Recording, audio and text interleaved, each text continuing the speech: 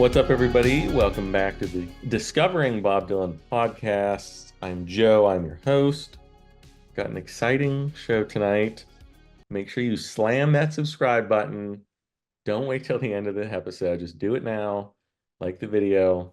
Just do it. Don't make me ask you again. Get it out of the way. Your subscription helps this program, this channel. So just do it. Off to a great start. Great start. We're getting right into the weeds tonight. As always, joined by my co-host, Dylan Seavey, my guru on this journey through the discography of Robert Zimmerman, aka Bob Dylan. You didn't know? Now you do. You can call him Zimmy. Yeah, in casual conversation, Zimmy is what he prefers. How are you doing, Dylan? Are you excited to continue the preaching of the Bob Dylan gospel tonight?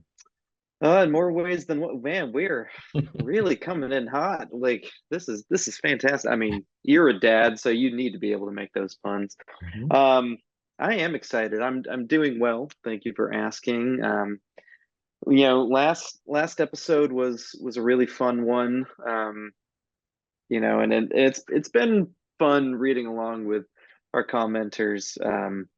Thanks to everyone out there, not just for watching, but everyone commenting. It's always interesting to see who agrees with me, who agrees with you. And last week, yeah, it was not just the first time that you came out with a better review of a record, but it was kind of the first time that a lot of the commenters, at least the real Dylan aficionados in the comments, turned on me, which I expected. But this is going to be a really interesting one. Slow Train Coming, 1979, the first of the Christian Trilogy. Friend of the channel, Larry Graves, the Canadian Studmuffin, his favorite Bob Dylan album. Larry's a YouTube legend dealing with some health stuff right now, so want to send some love, positive energy to Larry. Get well soon. Also dealing with a crappy situation with his channel. I encourage everyone watching to go and support him however you can. But funnily enough, Slow Train Coming was actually within the first 5 or 6 Bob Dylan records that I ever heard. I was taking drum lessons from a high school kid when I was 9. His dad had this on CD, and I just, being 9, shamelessly asked him if I could borrow it. And he said yes. So shout out to Edward DeFusco up in Wakefield, Rhode Island.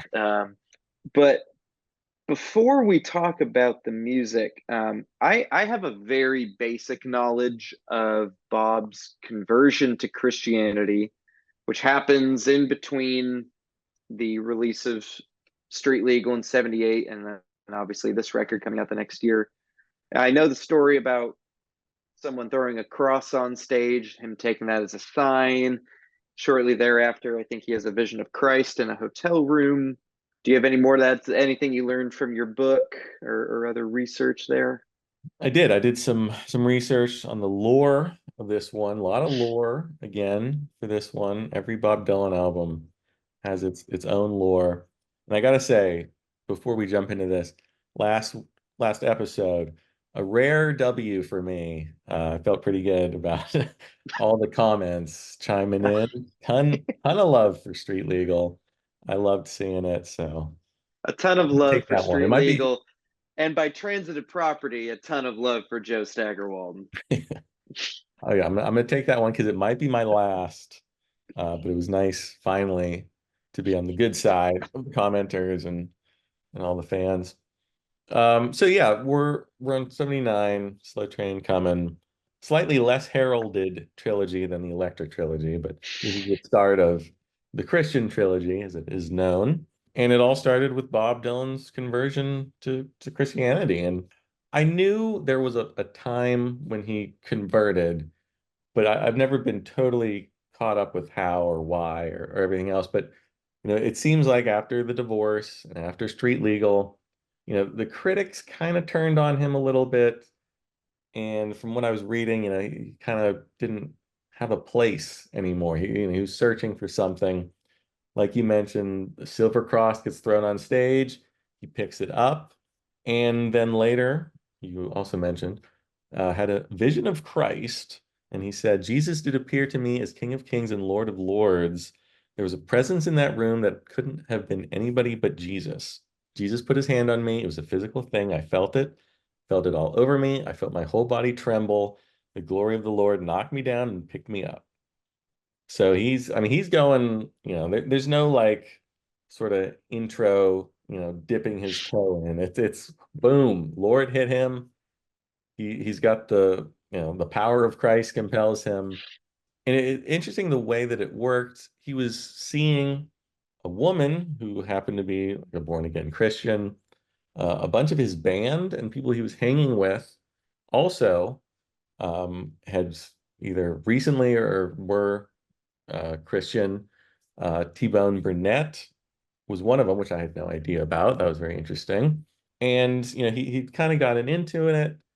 And at one point, he met with the Vineyard Fellowship pastor Ken Gullickson, sort of seeking guidance.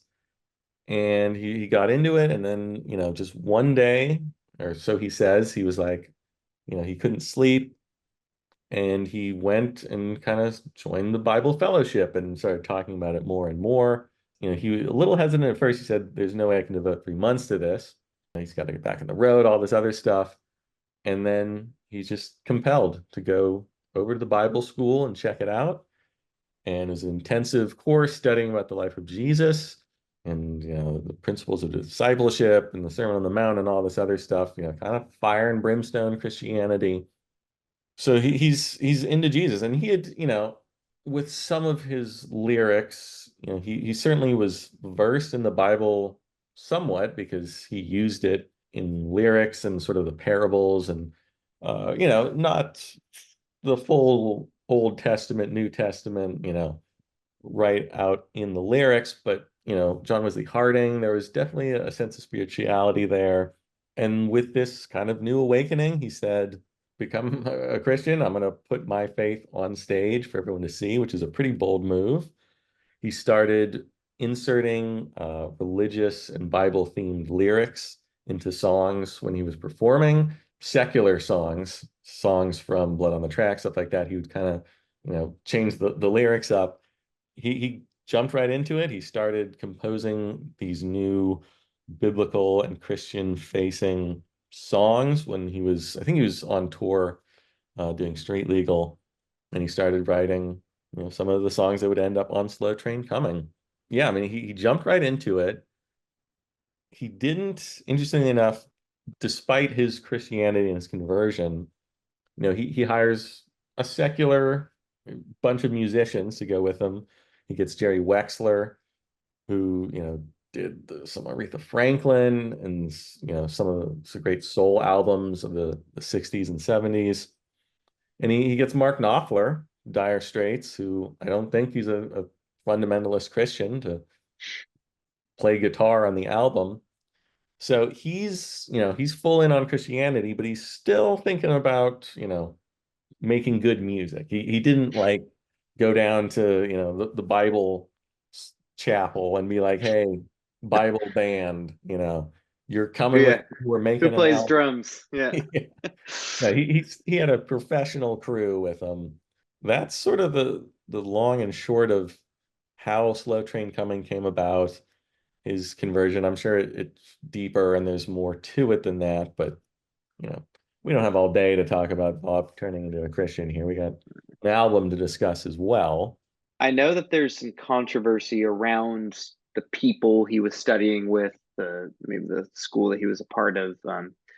Really, there's controversy around the whole thing. Once you involve religion, and especially if there's elements of fundamentalism involved, there's always going to be a lot of differing opinions, moral quandaries for some people, so on and so forth.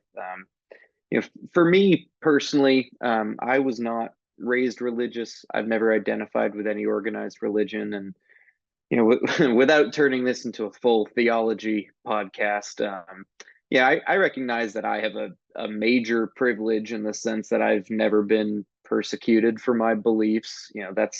That's never played a role in my life. So I don't want to diminish or disrespect the way that anyone might feel about this record either now or how they felt at the time.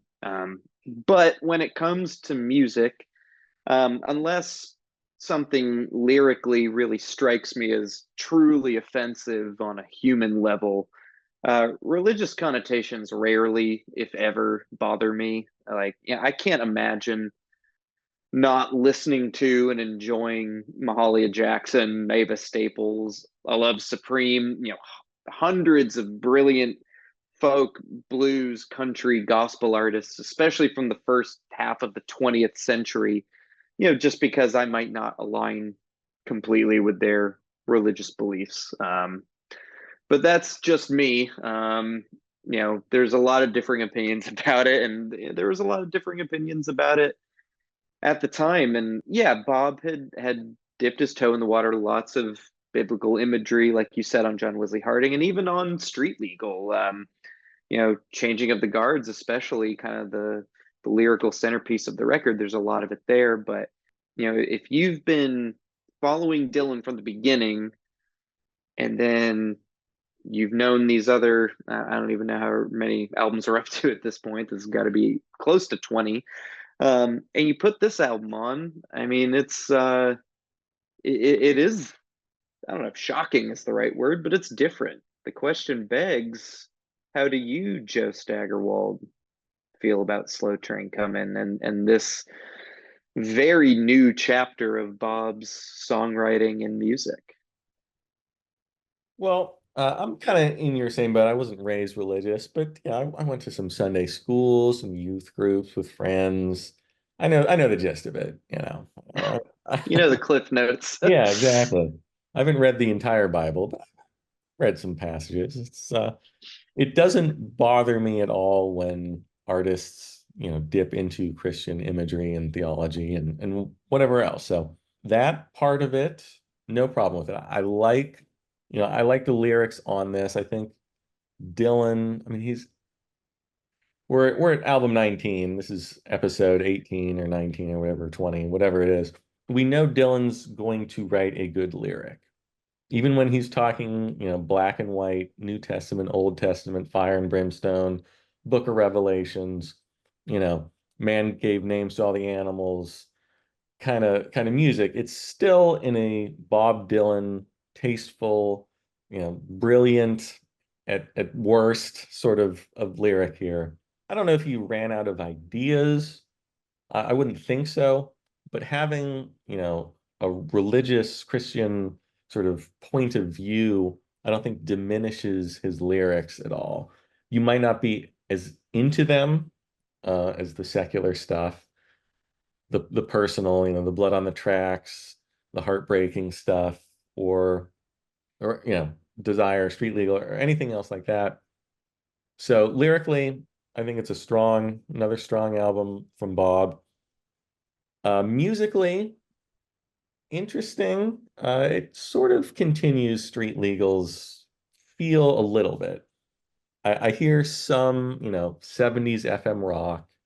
You have Mark Knopfler on guitar. You have him, you know, not fully into the sounds of the late 70s, not quite as much as on Street Legal, but you have some very 70s sounding like keyboards and stuff like that that lend itself well, I think, on this album for the most part. The album opens, Gotta Serve Somebody. I think it's a little surprising to hear those. I don't know how to describe them. Plastic maybe sounding like 70s FM rock, like almost yacht rock synths. As always, I compare it a little bit to like Steely Dan kind of feel to it, which nothing wrong with that.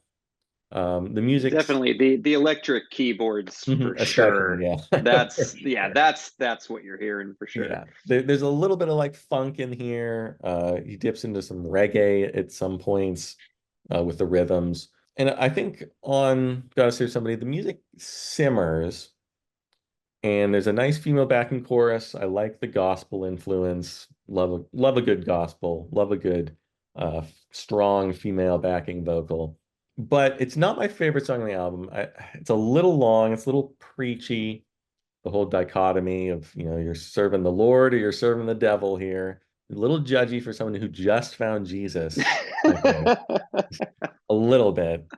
And it's produced well, but it might be a little slick for Dylan even. I think Street Legal, maybe it's the production that makes it sound a little dirtier. Like this is very clean sounding, and that's probably Jerry Wexler on the boards.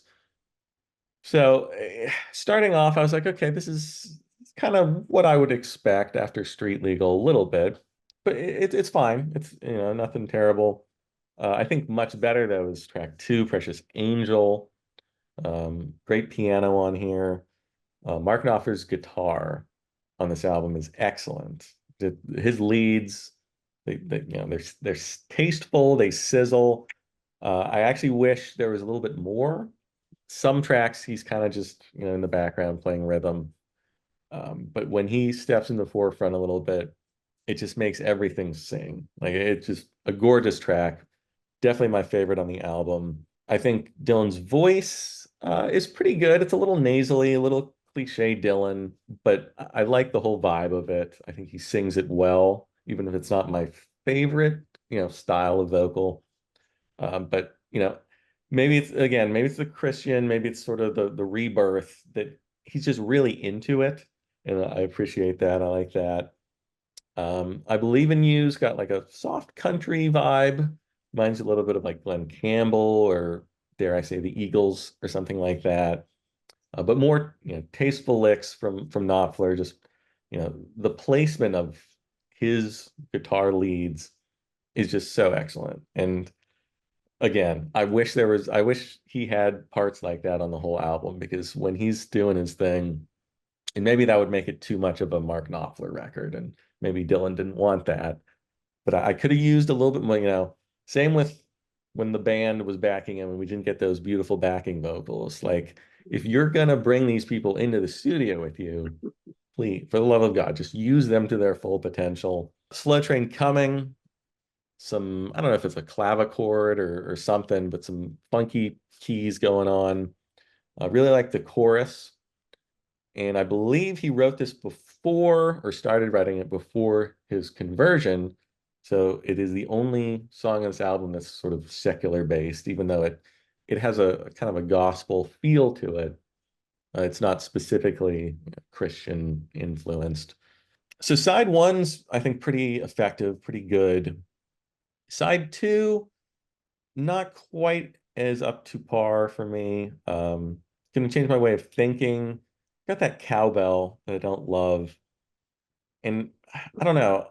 I felt like a Styx sort of influence. Like the keys and the guitar, it just doesn't sound quite as good. I don't know if Knopfler's not playing the leads on that, or maybe he's in the background more. But the bluesy kind of vamp with his vocals, not my favorite. When You're Gonna Wake Up, another one where the main guitar part just doesn't quite live up to what I expect from Mark Knopfler. I didn't check to see if it's him on there, but not my favorite. I do like when the horns come in. Um, Man Gives Names to All the Animals. You get that reggae. I'm not a big white guy playing reggae. A little funk on the guitar and the keys, but I don't know. I didn't get much from that one. And I like the last track when he returns. It's just piano and Bob, I think, or maybe it's just acoustic and Bob. But I do like the way that he seems to end albums. I can't name every time that he's done this, but I think he did it on Desire. Maybe it was just him and Stripped Down. I guess Sarah's maybe a little more slipped down. Well, he definitely does that on Highway 61 with Desolation Row, which is Hmm. just him. And then Planet Waves has a wedding Right. Yep. song closing it out. Yeah, which is Mhm. pretty much just him. And then, Blood on the Tracks, half of that album is largely acoustic anyway, but ending with Buckets of Rain. But yeah, he's definitely done it more than a few times. Right. So I like that. I like how that closes an album, gives a nice sense of closure to it. And I think overall it's a good album. I'm not nearly where I was with like Street Legal, I think, as a whole. But there's a lot of elements I like the more gospel influenced numbers, I think are great. The songs where Knopfler has more leads, more of a presence on the song. I think those songs just really sing. The lyrics I think are interesting. I think Bob Dylan's vocals are good. The production's excellent, very clean, a big change from Street Legal, where everyone complains about the muddy production. This one sounds great. I think as a whole, probably 3.5 stars. It might be, my least favorite in a while. It's fine. It's good, but I don't know if I see this being like a number one Bob Dylan album. I don't know what either I'm missing or what is there where you would specifically, pick this one out as this is, the peak of Dylan in the 70s, or this is, above other 70s albums that we've heard. It just doesn't stand out quite enough, other than, having Mark Knopfler's presence there is great, but I don't know what else is there that really makes this one like, wow, Slow Train Coming. It's good, but I don't know if it's the direction that I'd want Bob to go, and I don't know if I'm too excited for what's the next one? Saved. Saved. Yeah, it feels like it's probably going on a downward trajectory a little bit. Interesting. Okay. I, I again, those damn expectations, those predetermined disappointments. I didn't have any crazy high expectations, but I thought this was almost like a book it 4-star album for you, if for no other reason than the production. And it's funny because I think I don't think we're the polar opposites by any means, but like the other day when we were hanging out in the Taste Like Music Discord, which you can have access to if you subscribe to the Taste Like Music Patreon, and you can come talk to us on a regular basis. When I saw you in the 1994 thread, semi-jokingly asking, "Is there any good yacht rock from this year?" But knowing that you probably would genuinely want to hear it, whereas I almost snarkily replied, "Is there any good yacht rock from any year?" Um, it's funny because like I think I maybe slightly more than you gravitate towards like the grungier, more raw, uh, dirty production styles and super clean production. To me, a lot of times it can grate on me, but I think this album is sonically a huge step up from Street Legal in a way that I like. I mean, I think everything sounds clearer. There's a lot more space. And for everyone in the comments, no, I haven't gotten around to the 1999 mix yet of Street Legal. I haven't done the A-B comparison, and we can all yell at me, and I'm dumb and I'm stupid. Another conversation for another day. As of right now, I think Slow Train Coming sonically step up. I like that space. I like that everything's a little bit clear. I think the horns and the background vocals sound a lot more crisp than they did on the last album. Not as disjointed as they did on Street Legal. The bass and drums, like you mentioned, they have a really nice punch. Great rhythm section here. Mark Knopfler always sounds amazing. Obviously sounds amazing.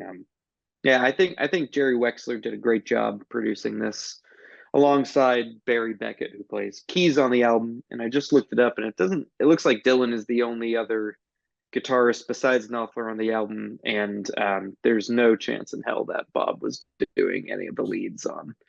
Gonna change my way of thinking or anything. So yeah, I think it's a step back up for me in that category. And even though we are vocally in that time frame of my least favorite Bob voice that I mentioned in the last episode, I think really other than a couple egregiously nasal shouts, I'm a little too blind to see, which, but even those, like, I kind of love them. it's not my favorite Bob voice, but I love that song so much. And I do think his voice is stronger here than on most other records in that aforementioned time frame. So yeah, I think I assumed that the sonic element of this would help you get higher on it. But I think song wise it's pretty consistent. I'd probably agree that the A side in general is stronger. But I think there's a lot of great melodies on this record and a pretty good amount of musical diversity, which, I've talked about how that's something I really like and value. You've got solid pop songs like Precious Angel and I Believe in You. I agree, those are definitely big highlights for me. There are these sort of subtly intense songs like Gotta Serve Somebody and When You Gonna Wake Up. They're always kind of building and they're building. They never really explode, but they reach enough of a peak, I think. And I think some of the lyrics in Gotta Serve Somebody are really funny. Like I love the "You May Call Me Zimmy" line. Just the great groove on that song in general. You've got less subtle, more in your face blues rockers. I really like "Gonna Change My Way of Thinking." I don't mind the cowbell. Maybe it's because I'm a drummer, but I think it kicks ass. Also, when I saw him in it was either 2010 or 2011. He opened with that song, and it was like the last song I expected him to play at all, let alone open the show with. Yeah, and that's a lot more, like I said, kind of in your face. And so is my favorite track on the record, "Slow Train," which I think kicks so much ass. Knopfler is really killer on that one. Some of my favorite lyrics on that song. She was a backwoods girl, but she sure was realistic. The enemy I see wears a cloak of decency. They talk about a life of brotherly love. Show me someone who knows how to live it. Like there's moments on this record where he lays it on a bit thick. What's the line in Precious Angel?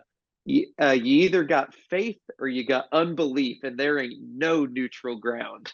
And it's like, all right, Bob, like you said, like you're a little new to be, what's that? He who cast the first stone.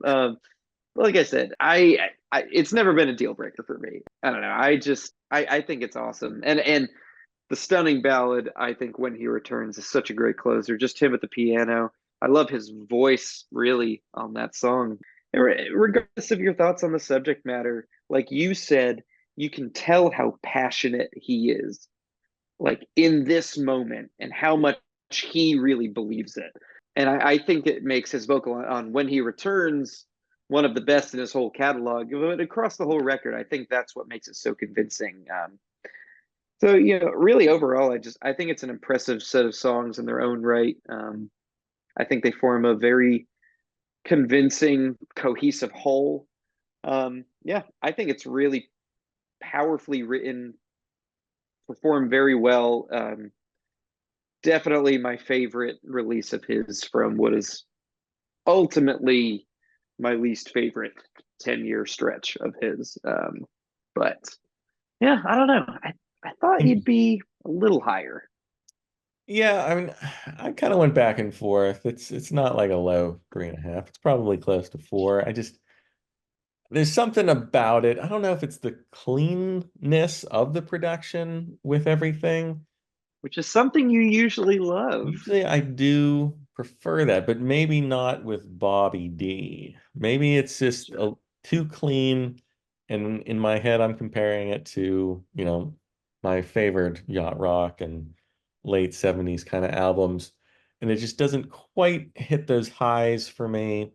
I don't know. Maybe I don't want to say like a lack of energy, but something is maybe it's a sense of fun that I got from Street Legal that is not here. This is not like a fun, upbeat, cheery album in any way. I like the elements of it, but something about it when it all comes together, just missing something for me. I'm lukewarm. I'm not hot. I'm not cold. I'm lukewarm, which is not what you want to be in Christian theology.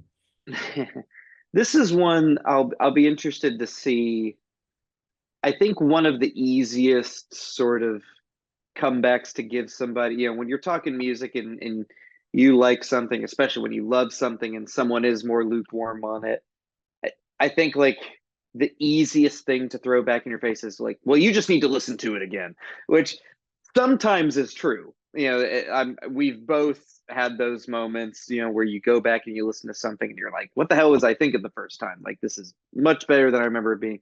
And that is something that I think I wrote it down in a little diary before our very first episode. Like, do not say this to Joe at the end of every episode, especially because I know that, at the end when we, you know, maybe put these in a ranking, perhaps, there will be some revisitations anyway. So I don't need to tell you to go back. And I'm not going to tell you like, well, you need to, but I'm interested to see how you feel about this when you go back and listen to it, because I'm fascinated as always to hear your take as somebody coming to it not just fresh but also chronologically. Whereas, like I said, this was one of the first 5 or 6 records I heard, and now when I hear it in the scope of I know everything that not just came before this but came after this, and I'm really interested to see if your opinion on it adjusts at all. I will say, I'm with you on Man Gave Names to All the Animals, and actually, one of my absolute least favorite Bob Dylan songs ever. I completely agree with you. The white boy reggae of it all is so, and unfortunately, this is not the worst white boy Bob Dylan reggae that we get in his catalog. Fast forward a couple records and we'll talk again. But I'm a fun guy, okay? I'll sing along to Yellow Submarine all day, but I can't do this one, and I don't care. Maybe they turned it into a kids book. Actually, I have the kids book version of Manga Names All the Animals, and look, yeah, this is tailor made for Raffi, and that's great. You have kids, you can appreciate that, but like, I don't know. There's nothing on any record before this that I dislike. Maybe In Search of Little Sadie off a Self Portrait, but like, it's not just. I feel bad saying the lyrics are lame because it's a kid song or whatever. But like, for me, what makes it lame, I get unreasonably angry at the last verse because the whole song is devoid of any cleverness, and then you get cute leaving us on a cliffhanger about a friggin' snake. Like, oh, it's out of money. Like, come on. It's like it's the most obvious thing ever, and it makes me. It's completely irrational. I should not feel as strongly as I do about it. I will concede that this aspect of my opinion is irrational, but I will not concede that it's a good song. I think it's a very lame song, and people are going to say, "Oh, well, Gotta Serve Somebody is also a list song." Yes, and that's the irrational part about opinions, because I like Gotta Serve Somebody. I do not like Man Getting Sell the Animals. Can't stand it, but I really like the rest of the album quite a bit. Yeah, this is most likely a very strong 4-star album for me. All right, it's interesting that you come back up to 4. I believe Street Legal, you're down 3.5. All the way down the depths of 3.5. It's tough. Well, it's interesting. I didn't know your opinion on this, and listening to it, I would have expected a lower score because of the slickness of it, the production. It has all of the elements really that Street Legal has, just in a slicker packaging, I think, and then throwing all the Christian theology. It's interesting. I don't know how the people feel about this one either. Critically, Rolling Stone, of course, loved it, but I think there was a collective rolling of the eyes when he came out with such a heavy-handed Christian rock album. And I do wonder, was this just a play by Bob to become the greatest Christian rock artist of all time? Like that definitely crossed my mind when I was listening to this and reading all the lore behind it. I mean, it's got to be the best Christian rock record right up until My Own Prison in whatever that was, 97, 96, 97, I 97. believe, yeah. I hate that I know that.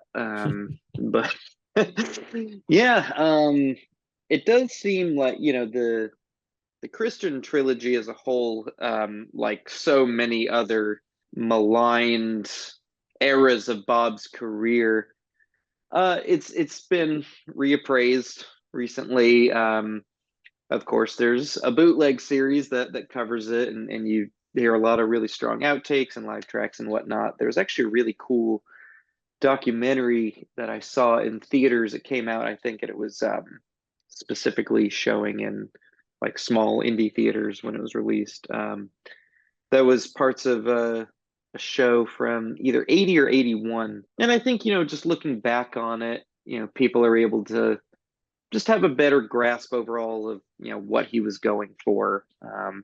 And these days, I think Slow Train Coming gets more of a, I don't even know if pass is the right word. I think people just seem to genuinely like this record. I mean, I was, like I said, I think I was 9 when I first heard this record. So early 2000s.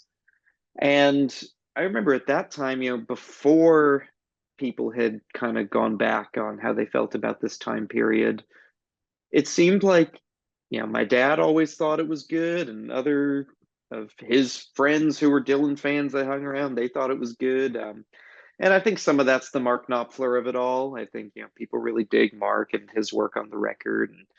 And, really, when people talk about how maligned the Christian trilogy is, I don't necessarily think there's so much talking about Slow Train Coming. I think what they are talking about is our next album, Saved, which kicks off the 1980s for Bob. And my God, pun intended, am I interested to see what you think about Saved? His mid 80s records are, I think, what most people would agree are the real slog or the artistic nadir of his catalog, perhaps. But Saved, I don't know exactly what the real reputation of Slow Train Coming is amongst critics and fans at the time now. From what I can tell, it's mostly decently well thought of. Um, but Saved did not and does not have the greatest reputation in the world, at least outside of your co-host Jason, who had it in or just outside of his top 10 Bob Dylan albums. So take that how you will. I'm going to go out on a limb and guess that your knowledge of and exposure to Saved is 0. I believe that's true. I think I've listened to some of Shot of Love, but not Saved. I don't think I saw that album cover and I was like, I'm not gonna do this one. Well, there's two. We haven't had Bob album cover talk in a second. Slow Train Coming has a great album cover. I love the drawing of the men on the train tracks. It's I think it's actually quite evocative. Saved, the original album cover is the hand coming down from this. Okay, so that's the one you've seen. And then I don't know if it was a repressing or if it was a CD reissue or whatnot, but for a while it was replaced just by a stock photo of him on stage. It's not cool at all. So okay, so you saw the hand coming from the sky and you said, I'm Not good. well, it's interesting because Slow Train Coming and getting back to the how it's viewed. Slow Train Coming sold a bunch of copies. It was very well received by the fans. And I don't know, maybe they didn't realize it was a Christian themed album yet or something, but it sold like gangbusters in Europe, platinum in America, sold crazy amounts in like France for whatever reason, Australia, huge numbers. That does not continue with Saved either. So either people heard this one and was like, no, I'm not doing Bob as a Christian, or Saved was just savaged to the point where people were like, all right, we're just gonna skip this one. Bob's gone too far. So, and I don't know much about Saved either, because I don't think I've ever heard anyone mention it outside of, the super fans. So that I am very intrigued to see what direction this one goes. This is 1980. We are in the Mhm. 1980s with We are Saved. officially in the 80s, a decade that you are much kinder to than I am. Love the 80s. Which and I acknowledge that the 80s existed. So we're we come at this decade from very different angles, and generally we come at Bob Dylan from very different angles. This is going to be I'm honestly more interested in and excited in this upcoming decade that we're about to hit, maybe than the 60s and 70s, which is not at all to say that I like Bob's output from the 80s better than the 60s and 70s. I'm not going to give away any too many spoilers. But our opportunities to talk about albums in this decade that can be mentioned alongside Blood on the Tracks and Bring It All Back Home and Blonde on Blonde Highway 61 are going to be limited, but that absolutely should not scare away you from continuing, or to our viewers from watching, because this is going to be very entertaining on multiple levels. Because I think even you can concede, regardless of how you feel about the 80s as a musical decade, I think most people will acknowledge that there were a lot of what we would now call classic rockers who struggled in the 80s. You can think what you want about the real contemporary, your Madonnas, your Michael Jacksons, your Princes, and then even your rock, your U2s, your Tears for Fears, so on, stuff like that. But you only hear so many people talk positively about Bob Dylan in the 80s, the records that The Who put out in the early 80s, McCartney in the 80s, the Stones in the 80s. There's some albums here and there, certainly some songs here and there, but very few of these 60s stalwarts, who continued into the 70s with their success and their notoriety. Very few, if any, escaped the decade unscathed.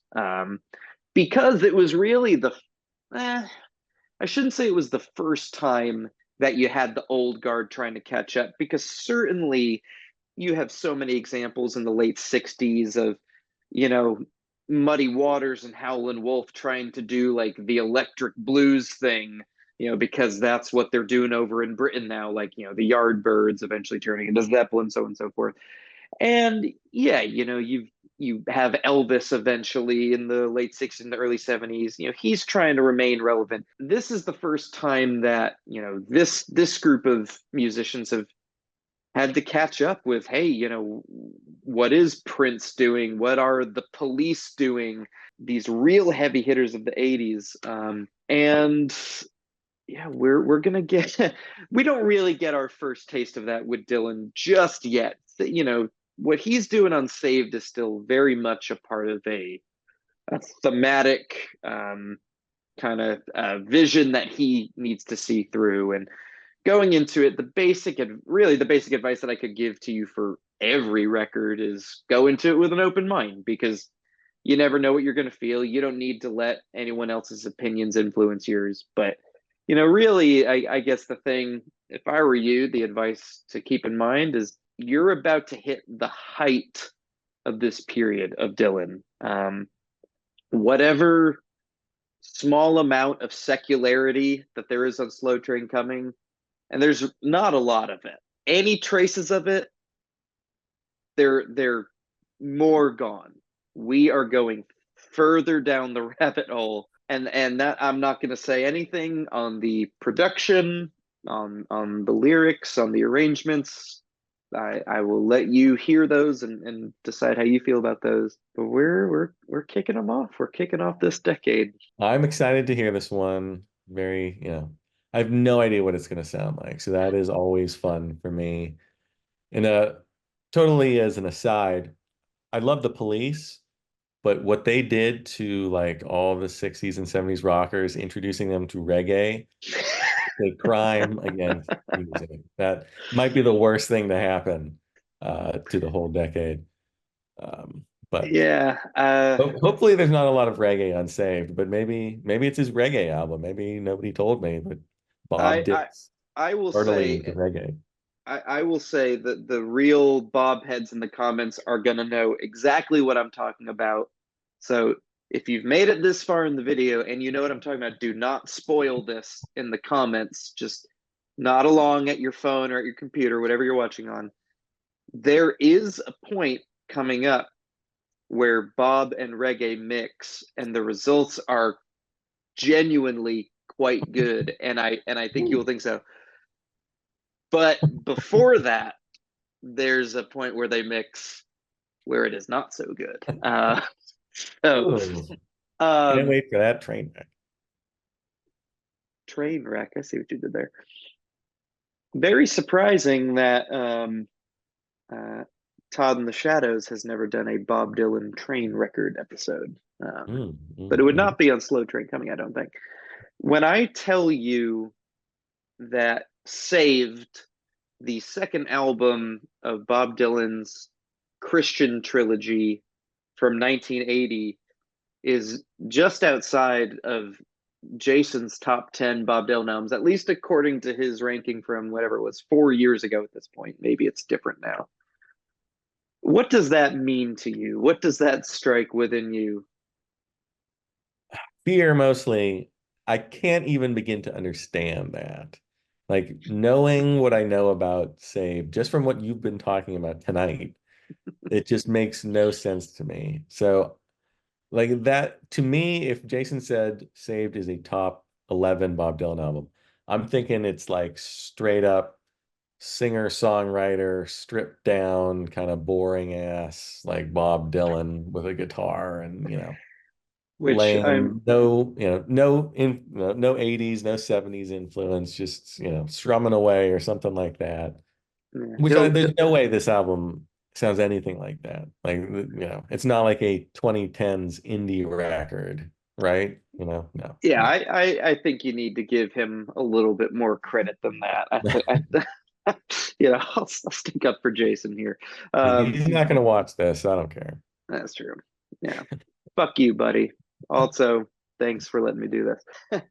I don't remember where Cram had it, but I think it was in his bottom five or so, which would also probably lead you to think of the same exact things that you just said. So I'm really excited for it. But yeah, that's Slow Train Coming. Not exactly what I was expecting from you, but a fun discussion with you as always. Well, it's one of those records, and I think a lot of these 70s albums fall into this category where I'm not totally sure how to feel about it and where to rank it because Yeah. they all kind of have their ups and downs for me. Even the records, I wasn't so high on Blood on the Tracks, but I think I like that more than Slow Train Coming, at least on initial listen. But it might be completely different if I listen to them all sequentially in the same, week. Like Hmm. it's been 2 months since, Blood on the Tracks at this point. So it's a totally different experience when you're listening to them back to back. And I think it helps because you can kind of see where they're going a little easier than when it's kind of broken out into these segments where you're just so focused on the one record. So the 3.5, that is simply a, starting point. We'll see where it ends up on the final ranking that hopefully we'll be doing when this show concludes in a couple years at this point. But yeah, that is Slow Train Coming. That is the first stop on the Bob Dylan Christian trilogy. What do you think of the album? Leave your thoughts in the comments. Were you surprised in my 3.5? Are you surprised at Dylan's strong 4? Leave your thoughts. Love to read them. Love to discuss. And like I said in the beginning of the video, smash that subscribe button, baby. Hit it. Like the video. Check out all of our social media pages, Facebook, Twitter, all that good stuff. Join the Patreon. Join the Discord. Always talking. We'll talk more Bob. I will begrudgingly talk more Bob Dylan in the Discord if you force me to. And yeah, let's get on the Saved train. No, we're done with trains. Let's listen to Saved. Check it out. It's coming next here on the Discovering Bob Dylan podcast. See you next time.